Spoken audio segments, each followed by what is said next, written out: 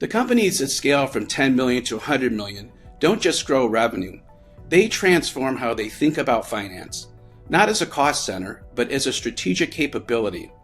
Because if your financial systems can't keep up with your business complexity, they won't support your growth. They'll slow it down. This is what mature finance enables: real-time visibility, smarter capital allocation, faster decision speed, working capital that funds growth, and financial thinking embedded across every team.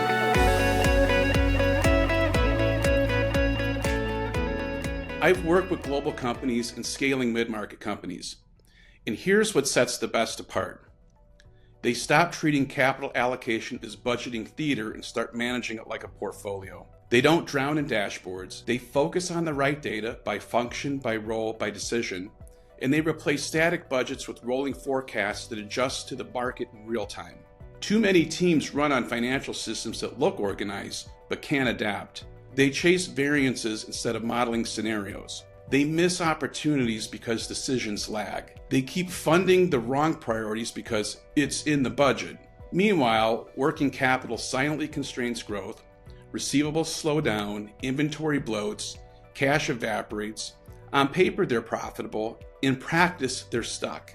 So how do you build real financial maturity?